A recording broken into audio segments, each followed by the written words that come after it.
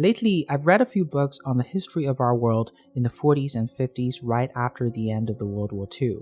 My primary motivation was to understand our world formation through the lens of the past, because institutions matter and people matter. The most powerful institutions such as the United Nations were created then, and the most powerful men today were very much product of that era. Wars and sufferings shape our world. Humans are curious because we tend to neglect things that worked out for us, brush them aside, take them for granted. But things that have hurt us, they stuck with us because we must make sense of them so we can avoid pains of the same sort. Not only that, we want our children to be free from the same suffering that affected us because we love them and we want the best for them. This pushes our world forward, generation after generation. The most important event that shaped our world in the past decades was World War II. 30 million deaths in the USSR, 25 million deaths in China, around 7 million Germans lost their lives, along with 600,000 Frenchmen, 500,000 British, and 500,000 Americans. Even on the tiny island of Singapore, there were over hundreds of thousands of casualties. But why am I talking about this today? Because when suffering and pain are disseminated at a scale described above, it shapes our world. It shapes an entire generation's psyche. One of them is the shortage of food and security, and our insatiable desire for milk.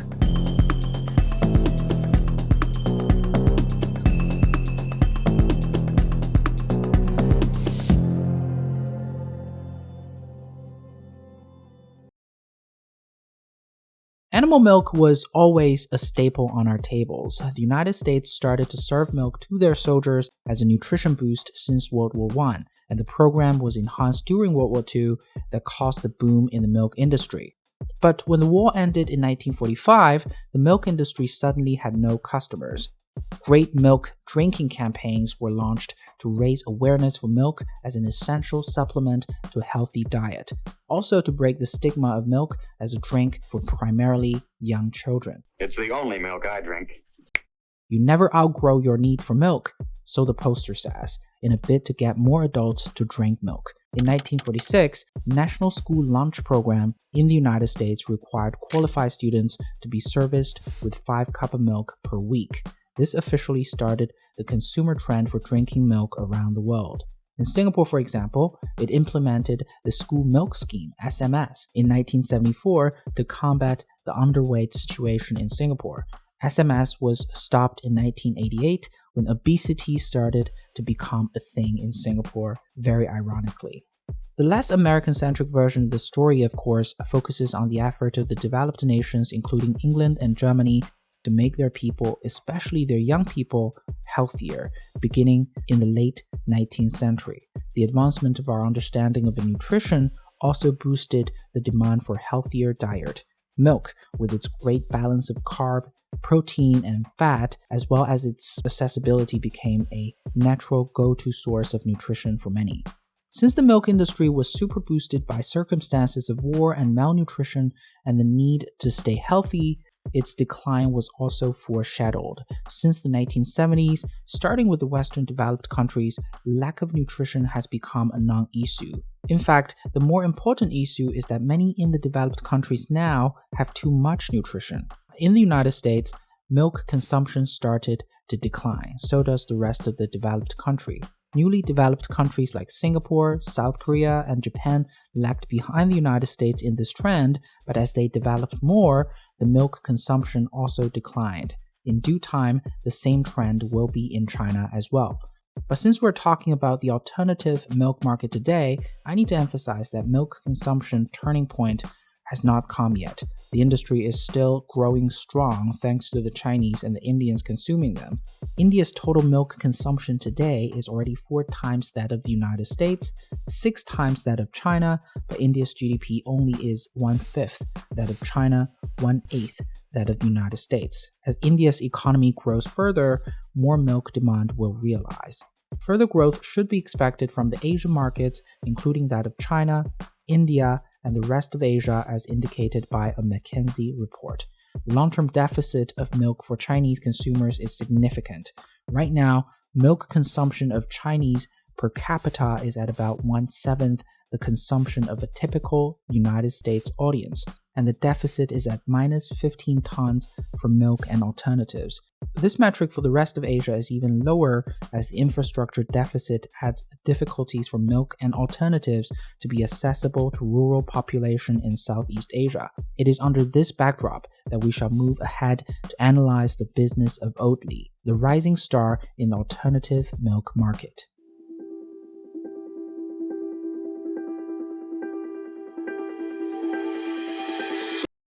If you're unfamiliar with the brand, it is not your fault, because Oatly is in the oat milk commodity space, a milk alternative for lactose intolerant people. What does it mean to be a commodity though? A commodity is an economic good, usually a resource that has full or substantial fungibility. That is, the market treats instances of the good as equivalent or nearly so with no regard to who produced them. To me personally, I would regard milk as a fungible commodity.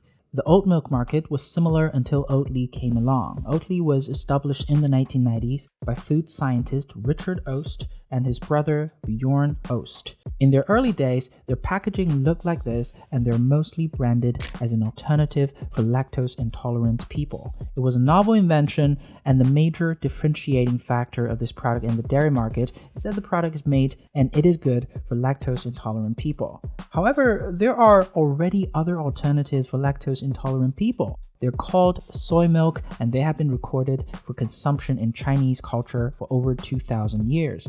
So as you can imagine, the beginning for Oatly was hard. When industry professionals were asked about milk companies' competitive advantage, they ranked consumer insight as to be the least important. Therefore, this is a market that does not really care about what consumers think of the brand. Company managers focus on how well they can get the product shipped and manufactured, but boy, were they wrong. In the first 20 years of Oatly's existence, their sales were flat. People like the idea of oat milk, but most of its popularity comes from its home country Sweden, where it was invented. Things only started to take off when Tony Peterson joined the company in 2012. The first thing they did was to completely rebrand Oatly. They want to start with explaining what oat milk is about. Since oat milk is completely plant-based with no involvement of cow, Oatly claimed that it was made for human, a super bold slogan for oat milk. This strategy did well with the consumers because it had helped people notice the oat milk category. The message was bold. But the Swedish dairy lobby noticed this and did not take it very well. They decided to sue Oatly for that. But they have chosen the wrong enemy. Once the lawsuit was launched, Oatly immediately published the legal document online, as transparent as possible. This not only was a big publicity moment for Oatly, but also showed Oatly's audience what the company stands for. The lobbyists won the lawsuit, but they lost people's hearts. Thus, Oatly has successfully positioned itself to stand for two things. Number one, a legitimate challenger of milk in terms of product offerings, and number two, an underdog that is bullied by the system but are willing to fight until the whole world hears its message. And what was the message? That's the third stand Oatly took. It is, in my opinion, their killer strategy that successfully brought Oatly from a regional niche player in 2017 to be a global giant. They have raised the most important question of our age, the environment.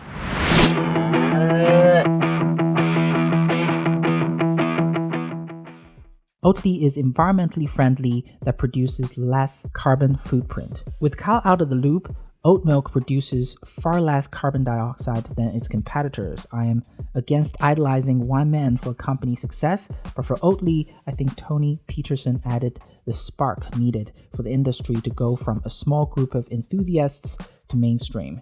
This sentence captured Oatly's brand well. A new type of food company with core values of health and sustainability, supported by an unconventional approach to brand, commercial strategy, and organizational structure. Well, so far the story has focused on appealing narratives, but since we are an analysis channel, we shall not forget about the capital power behind this shift. China Resources, a state-affiliated Chinese company, took a majority stake in Oatly in 2016 through a 50-50 joint venture with Belgium's Verlinvest. The pair currently owns 60% and will continue to appoint 6 directors to Oatly's 14-person board, provided their combined stake remains above 30% after the offering. Oatly's $200 million investment from Oprah and Starbucks founder is again another huge boost to the company's industry power. We should also take note of the grand shift towards healthier lifestyles with the rise of alternative meat like Beyond, Alt Milk, Oatly, and lifestyle brands like Lululemon. The marketing of Oatly is genius, no doubt, but genius marketing does need a huge capital to back it up. Wow, no cow, no. Oatly's businesses have skyrocketed over the past few years. If you are living in one of the cities, you probably have seen their product. Oatly's revenue improved from $118 million in 2018 to $204 million in 2019, and finally $421 million in 2020, doubling almost every single year. Not only that, Oatly's strategic investors Starbucks and China Resources, which is a huge Chinese supermarket conglomerate, are also playing their part in helping Oatly break into their respective markets. Not surprisingly, Asia has the biggest growth over the past 2 years because Asia is the region with the biggest milk deficit. By 2020, Oatly accounts for 53% of Sweden's Alt Milk sales. Within 4 years of entering the United States, Oatly products can be found in approximately more than 7,500 retail shops and approximately 10,000 coffee shops in the United States. And the revenue from the United States was $100 million in 2020. In Asia, primarily in China, Oatly has a presence in 11,000 coffee and tea shops and approximately more than 6,000 retail and specialty shops, including an exclusive branded partnership with Starbucks China in over 4,700 stores. As for the industry, the global dairy industry retail sales were estimated to be $592 billion in 2020 and are expected to reach $789 billion in 2025. Global retail sales of milk are at $179 billion in 2020, which is around 1/3 the global dairy market. Plant-based dairy accounts for around 3% of global dairy industry at $18 billion in 2020. So the upside for Oatly is huge. As long as Oatly continues to strike above its weight, building its brand attitude and identity among mostly commoditized competitors, its opportunity is great. Just 1% of the industry would mean $6 billion in revenue, which is 15 times its revenue now. In my assessment, the only way to go is up for Oatly now. So what can we learn from Oatly's rise? Well, I had my first economic lessons in junior college when I was 17 years old. Until this day, one of the most important concepts I learned is scarcity. In this context, food is not a scarce resource for the target audience of Oatly. To them, what is scarcer is status and meaning. They prefer a product that stands for something. Secondly, it's important to ride the trends. Oatly has 3 things in its favor. First, millennials are continually looking for a healthier option for their lifestyle. Secondly, young people care about the environment. And third, young people are willing to pay for a status symbol or a statement. The third point partly goes to the concept of scarcity as well. For most of us living in the cities, milk, food, comfort is not scarce. They are in abundance. What is scarce is status, affirmation, and meaning. Thirdly, it's incredibly important to have a priority in a company's marketing strategy, particularly if the company is selling a commodity. A different CEO would have employed a traditional marketing manager to run Google ads, video ads, and maybe some social media accounts, which would be fine, but Oatly would never be as successful as it is now. Creativity is rewarded, and brand resonance is key.